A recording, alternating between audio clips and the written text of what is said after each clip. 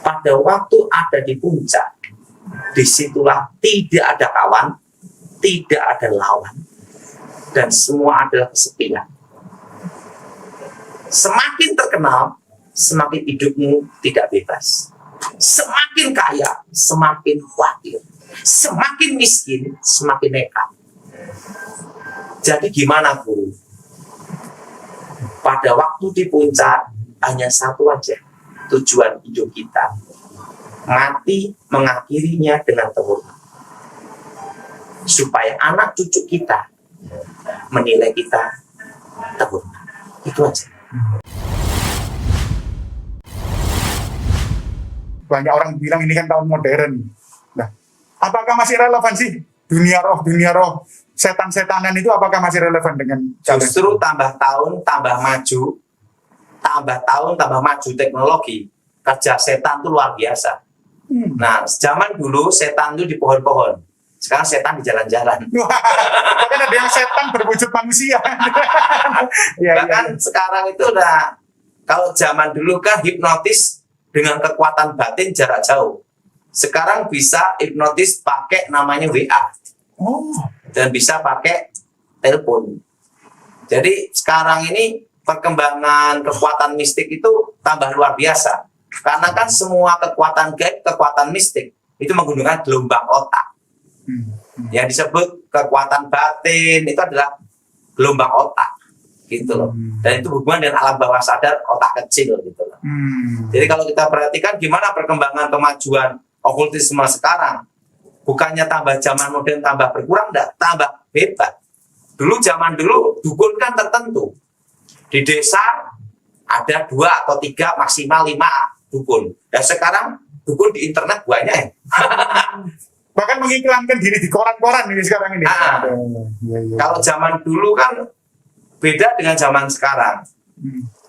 Waktu dulu sebelum saya bertobat, yang namanya dukun itu adalah seorang yang punya kekuatan, kemampuan supranatural.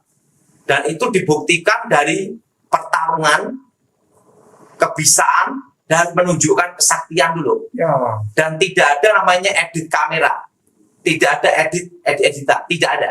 Karena zaman itu semua manual. Nah, zaman sekarang sudah pakai internet, dukun palsu sama dukun asli susah bedain. Tapi sama-sama setannya juga. Yang satu setan beneran, yang satu setan berwujud manusia itu. Tapi setan di sini kan ada dukunnya dukun ilmu hitam ya. Maksud saya itu dukun ilmu hitam. Oke. Nah, ini ada fenomena, Pastor. Ada seorang wanita. Seorang wanita ini bertanya kepada kita waktu Pastor kemarin itu khotbah di gereja kami, tapi belum sempat terjawab. Nah, dia mengatakan begini, sejak dia usia SMA lah ya, SMA dan masuk kuliah, dia sering mimpi disetubuhi oleh roh jahat. Dia mengatakan spesifik, disetubuhi genderuwo, katanya seperti itu. Saya tidak tahu bisa menunjuk itu genderuwo dari mana, tapi apakah ini memungkinkan? Bisa terjadi. Kalau itu kebanyakan berhubungan dengan rumah. Berarti rumahnya dulu adalah tempat pembunuhan. Yang dibunuh laki-laki.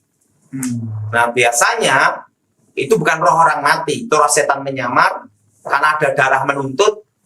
Disitulah ada mitos, dan setan menggunakan itu menjadilah genderuwo. Nah, genderuwo itu kan tinggi besar, hidungnya besar, rambutnya panjang-panjang, gigi besar-besar. Dan orang yang merasa disetubuhi hubungan dengan genderuwo itu masuk ke alam namanya alam bawah sadar, halusinasi.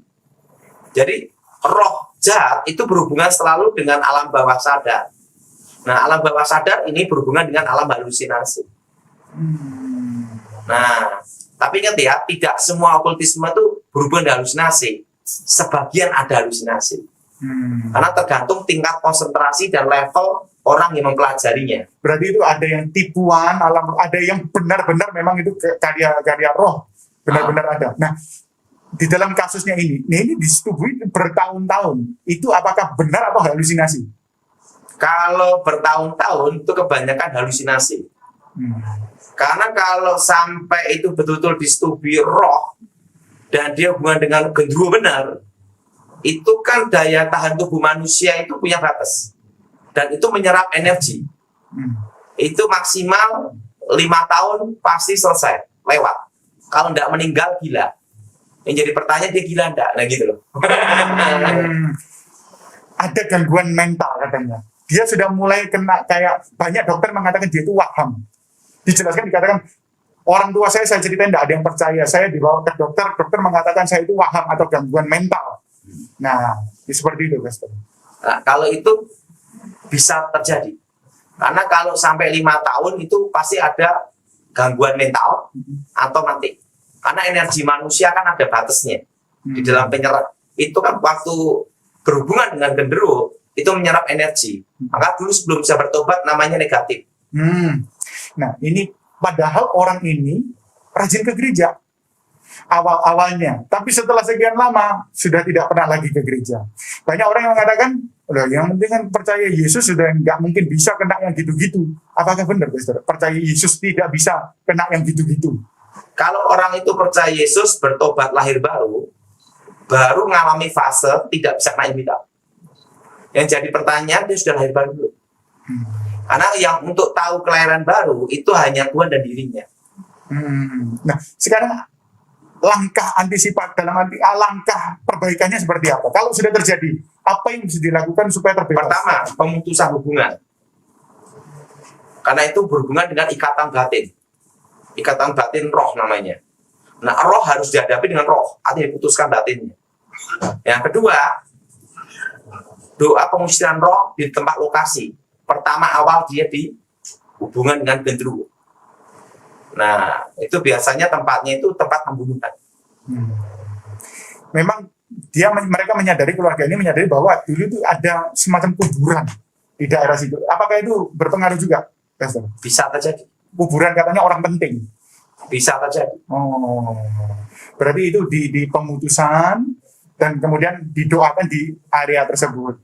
Ya, saya harap yang bersangkutan dapat menyaksikan acara ini sehingga tahu tuh langkah apa yang harus dilakukan begitu.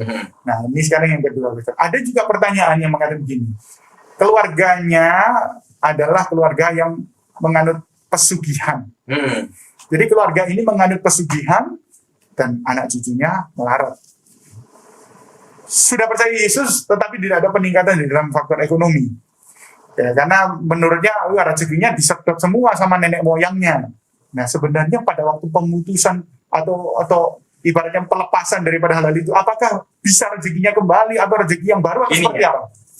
Sebenarnya itu banyak doa pelepasan tapi belum lengkap. Kebanyakan doa pelepasan, ya kebanyakan dilakukan hamba-hamba Tuhan, itu kurang lengkap. Tapi ada yang lengkap juga karena tahu hal ini. Tapi tidak semua hamba Tuhan tahu. Nah, makanya saya beritahu. Jadi ada sebagian hamba Tuhan yang tahu, ada sebagian tidak tahu. Kebanyakan kita dalam doa pelepasan itu mematahkan kutuk keturunan.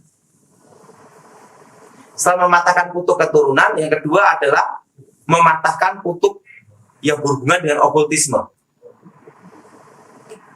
Nah, dan yang ketiga, ikatan kutuk yang berhubungan dengan kedagingan, yaitu perzinahan. Terusan karakter-karakter tabur tuai dari nenek moyang, itu kategori kutuk keturunannya. Tapi juga karena ikatan masa lalu. Nah, itu ada dua pemutusan di situ. Tetapi yang jarang dilakukan adalah mematahkan kutuk masa depan. Wah, ini saya baru pertama kali mendengar ini, Pastor. Kutuk masa depan. Gini ya, Tuhan menciptakan manusia segambar serupa pada hari yang ke-6. Nah, dan pada hari yang ke-6 pula, Tuhan memberkati manusia. Beranak cuculah dan kuasai bumi. Dan hari yang ke-7, hari Sabat. Oke. Tuhan berfirman, memberkati manusia. Beranak cuculah kuasai bumi. Lawan dari Tuhan adalah setan. Jadi sebenarnya setan itu Tuhan memberkati, setan mengutuk. Betul. Lawannya aja. Dan setan tidak ada ilmu baru. Tapi dia tekun. Spesifik. Makanya dia itu spesialisnya ada gitu. Nah, kayak dokter kan ada dokter umum. Nah, ada dokter spesialis. Nah, dia itu spesialis menggoda manusia. Nah, godaan setan itu menekan dan menggoda. Kalau ditekan tidak bisa, berarti digoda. Makanya banyak orang jatuh bukan pada waktu susah atau waktu diberkati, karena digoda. Ada juga waktu orang ditekan jatuh dalam dosa karena keadaan. Nah, kutuk masa depan ini berhubungan dengan hari yang ke-6.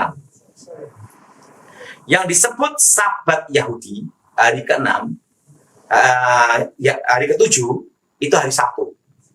Sabat Yahudi itu hari ke-7, itu hari Sabtu. Berarti hari yang ke-6 itu hari Jumat. Nah, ingat, lawan dari Tuhan adalah setan. Makanya puncak ritual puasa gelap, dukun-dukun, setelah itu berhubungan dengan okultisme, mistik-mistik lah, klenik-klenik lah. Seluruh dunia itu pasti hari yang ke-6, hari Jumat. Kalau Tuhan memberkati hari yang ke-6, demikian setan mengutuk manusia dengan hari yang ke-6 juga. Artinya mengikat kutuk masa depan. Nah, kutuk masa depan itu gimana? Nah, ingat, waktu doa pemutusan, orang itu bertobat percaya Tuhan Yesus, diputuskan kutuk keturunan dan dosa keturunan. Kan ada itu, diputuskan. Setelah itu pemutusan hubungan dengan okultisme. Nah, tapi tidak pernah berpikir untuk memutuskan perjanjian hari yang ke-6. Padahal itu yang penting sekali. Sehingga pada waktu dia bertobat, setan nyerang dia tidak bisa. Tapi dia punya hak atas masa depan. Sehingga waktu dia bertobat, kerja apapun bangkrut habis. Karena masa depannya masih di tangan setan. Nah, kadang orang berpikir kasus ini sama dengan kasus Ayub, beda. Ayub itu tidak ada perjanjian setan. Tuhan menguji, Tuhan mengizinkan, iblis mencoba. Kasusnya beda. Jadi kalau kita lihat kasus ini beda. Nah, kalau kasus ini adalah kutuk. Nah, kutuk ini harus diputuskan. Caranya memutuskan kutuknya itu seperti apa? Apa bisa dilakukan sendiri atau harus hamba Tuhan? Hamba Tuhan itu hanya membantu. Sebenarnya dalam doa pemutusan kutuk adalah nomor satu adalah diri orang tersebut. Hamba Tuhan itu hanya membantu. Nah, doa pelepasan bisa dilakukan sendiri. Nah, doanya itu seperti ini. Di dalam nama Tuhan Yesus, segala perjanjian setan atas hidupku, keluargaku, masa depanku. Nah, arti masa depannya adalah perjanjian hari yang ke-6, ritual itu. Kami putuskan, batalkan dalam nama Yesus. Darah Yesus hancurkan segala kutuk masa depan. Supaya setan tidak punya hak atas masa depan ini. Karena orang yang pesugihan itu mengambil rezeki anak cucu. Nah, rezeki itu bicara tentang apa? Masa depan. Orang rajin sama orang pandai kalahnya lawan hoki. Nah, kalau hokinya tidak ada, ya habislah. Nah, hoki ini bicara tentang apa? Masa depan. Nah, makanya harus diputuskan dulu dalam nama Yesus. Dan hoki itu di tangan Tuhan. Nah, itu. Waduh, berarti tidak sedikit orang Kristen yang tidak mengerti hal ini. Maksudnya intinya banyak orang Kristen yang nggak mengerti hal ini, sehingga orang itu di tengah perjalanannya ikut Tuhan itu kecewa loh, Mas. Karena gini ya, yang tahu rahasia ini adalah bekas setannya. Karena yang tahu tentang setan adalah yang pernah ke dunia setan. Nah, kebetulan sebelum saya bertobat, saya tuh mau 9 tahun sudah di dunia setan. Dan hampir jadi setan. Jadi saya tahu dunia saya. Nah, jadi untuk memutuskan ini harus ada putuskan perjanjiannya dulu. Kan banyak kejadian. Suatu kali saya pernah diminta tolong. Nah, ada orang mau bertobat. Dia takut gimana nanti bisnisnya semua. Karena dulu sebelumnya dia minta pemarisan. Nah, kalau saya bertobat ini pasti habis. Ingat, dia tidak tahu bahwa berkat itu bukan dari setan. Setan itu tidak bisa mencetak. Apa yang membedakan setan dengan Tuhan? Itu ada. Tuhan itu menciptakan yang tidak ada menjadi ada. Kalau setan tidak bisa menciptakan yang tidak ada menjadi ada. Itu beda. Nah, yang kedua, setan itu hanya bisa mengolah saja. Ini diolah jadi apa? Ini diolahkan sini, ini diolahkan ini. Tetapi untuk mencipta itu tidak bisa. Makanya kalau ada orang berkata orang bisa kaya sama setan, nah itu enggak. Itu diambil rezeki anak cucunya dipindah orang tuanya. Maka Alkitab berkata setan itu pencuri. Makanya dukun itu tidak mau minta kaya sendiri. Karena dia tahu rezeki anaknya misalnya Gojek. Mau mati pun jadi Gojek dia. Dia tahu sampai batas di situ. Makanya dukun itu tidak akan meminta untuk dirinya sendiri. Nah kembali, kalau yang sudah minta pesugihan kemudian bertobat, langkah apa yang harus dilakukan supaya selamat, ya termasuk harta yang sudah dimiliki? Ada dua pemutusan. Pemutusan perjanjian. Nah, dua pemutusan perjanjian itu seperti ini. Di dalam nama Tuhan Yesus, segala perjanjian setan atas hidupku, keluargaku, masa depanku, kami batalkan, putuskan, hancurkan dalam nama Yesus. Darah Yesus bebaskan. Dan itu otomatis selamat atau harus dilakukan langkah-langkah tertentu untuk dalam arti gini? Harus ada pertobatan. Yang kunci utama dalam suatu pelepasan adalah pertobatan. Nah, pertobatan itu adalah dia mengaku Yesus sebagai Tuhan dan Juru Selamat dan tidak hidup lama lagi terlibat okkultisme. Nah, setelah itu doa untuk membuka masa depan. Nah, doa membuka masa depan itu ada. Nah, jadi bukan hanya doa membuka langit. Doa membuka masa depan. Kan ada doa mengetuk pintu surga. Ya. Tapi ada juga doa membuka masa depan. Nah, ini maksudnya gimana, Pastor? Nah, Doa ini. membuka masa depan. Pada waktu orang terikat kuasa gelap, ini pengalaman bukan doktrin. Jadi kalau saya didebatkan saya tidak bisa. Karena ini pengalaman hidup saya. Percaya atau tidak orang alami. Kayak orang dibacain mantra, jedes. Itu secara alam roh itu berkabut. Kalau dikasih mantra jenis itu, mau nikah pun batal terus. Percaya atau tidak itu terjadi. Oh, ini mungkin kayak salah satu pengerja di gereja kita, Pastor. Nah, mau nikah batal, sampai wajah jadi batal, sampai putus asa, wajah pun putus asa. Gitu. Karena nggak sedikit yang bunuh diri yang kayak gitu-gitu. Karena apa? Ada satu kekuatan menutup. Nah, kekuatan menutup ini itu apa? Pertama dari sumpah serapah. Pertama dari kutuk masa depan. Kedua dari kutuk masa depan. Ketiga ditutup sama dukun. Nah, kalau cara alam roh itu kabut. Nah, kayak orang dibikin bangkrut, itu dalam alam roh kabut. Nah, semua berkat, semua rezeki, semua keberuntungan itu pasti ada jalannya. Nggak usah banyak-banyak. Orang jadi pegawai negeri aja, jalannya harus apa? Lulus SMA minimal. Syarat. Betul? Betul. Orang buka toko pun harus pinggir jalan. Nggak mungkin di puncak gunung. Siapa yang beli? Orang bikin pabrik pun harus ada jalannya. Nggak bisa terbang lompat kan? Bahwa segala sesuatu ada jalannya. Demikian semua masa depan keberuntungan pasti ada jalannya. Nggak tiba-tiba uang dari langit turun ke bumi kan? Nah, jalan inilah yang ditutup kekuatan mistik, kekuatan gaib.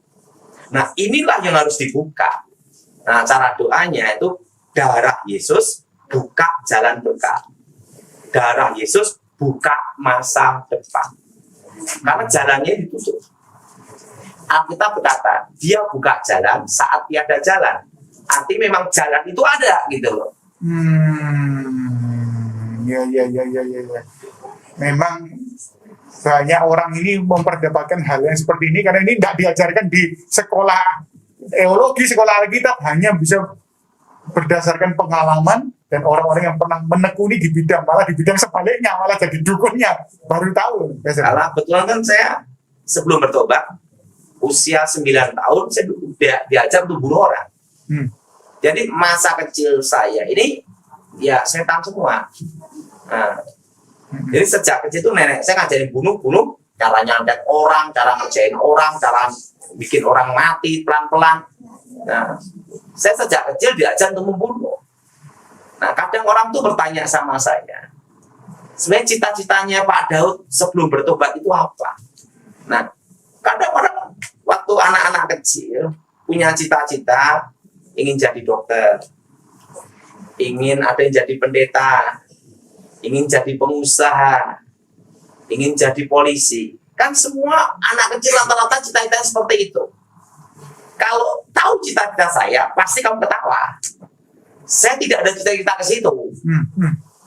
Umur 9 tahun saya dilatih.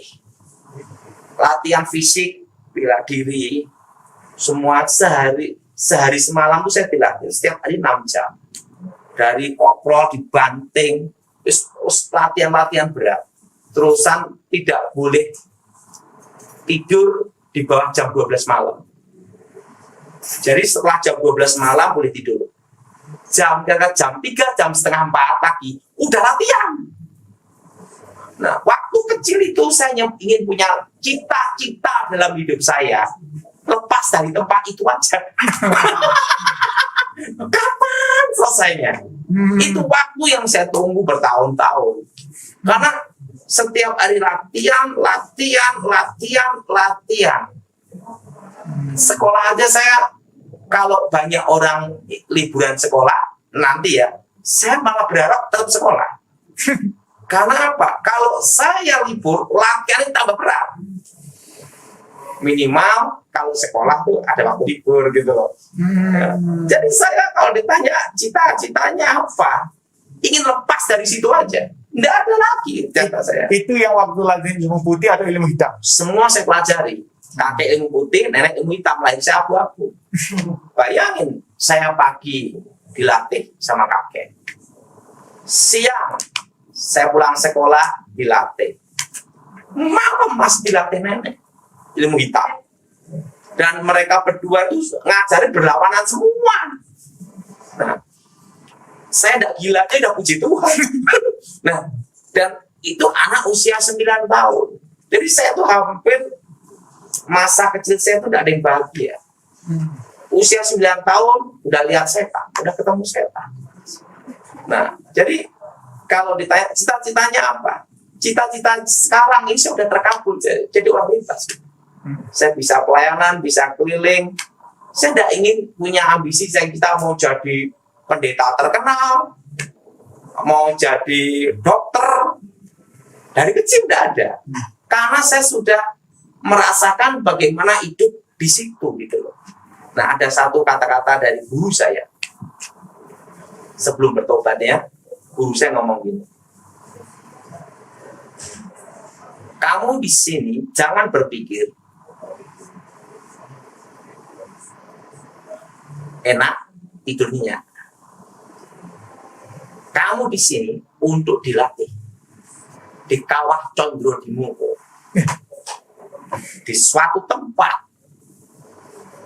siksaan. Di tempat aku mengambil besi-besi dari tempat-tempat terpilih. Ibaratnya seperti itu. Dan aku menempanya besi itu menjadi pedang terkuat. Itu pedang pusaka. Nah, demikian kamu ini. Hari ini kamu saya latih untuk menjadi itu. Untuk menjadi yang terkuat harus menjadi yang paling menderita. Kamu boleh berkata untuk menjadi yang terkuat harus menjadi yang paling menderita. Yang kedua, dan ingat, mungkin kamu berkata pada saya, aku manusia paling jahat di dunia. Tapi setelah aku mati, kamu akan berterima kasih, tapi sudah tidak sempat bahwa aku menciptakan seorang memiliki hati baja, karakter, punya prinsip dan keterbukaan. Karena sudah ditempa dari tempat yang paling menderita di sini. Ya memang disiksa habis benar saya. Saya waktu bertobat hanya berat 30 kilo. Gitu. Dan ada satu kata-kata dari guru saya yang saya pegang sampai sekarang. Mungkin orang akan mengetawain prinsip ini. Jadi bila dia sebelum meninggal dia ngomong gini. Saya tanya sama guru, Mbak, untuk jadi besar terkenal itu mudah. Tapi mempertahankan supaya terkenal dan besar itu yang susah. Apa yang harus saya lakukan dalam hidup ini kalau aku keluar dari tempat ini? Karena cita-cita saya dalam hidup saya keluar dari tempat itu aja doang. Waktu itu dia ngomong gini. Waktu aku masih muda seperti kamu, aku tanyakan itu juga ke guru saya. Dan guru saya adalah ayah saya. Dia bilang gitu. Berarti kakek canggah saya. Canggah. Di atas buyut. Dan dia jawab ini, dan apa menjawab ini juga ke kamu. Karena pertanyaannya sama. Gitu. Dia bilang gini, waktu aku masih muda, aku ingin ada di puncak itu, di gunung, sehingga aku berlatih, menempa semua kemampuan, kekuatan gaib, semua untuk sampai puncak itu. Tetapi ingat, pada waktu ada di puncak, disitulah tidak ada kawan, tidak ada lawan, dan semua adalah kesepian. Semakin terkenal, semakin hidupmu tidak bebas. Semakin kaya, semakin khawatir. Semakin miskin, semakin nekat. Jadi gimana, guru?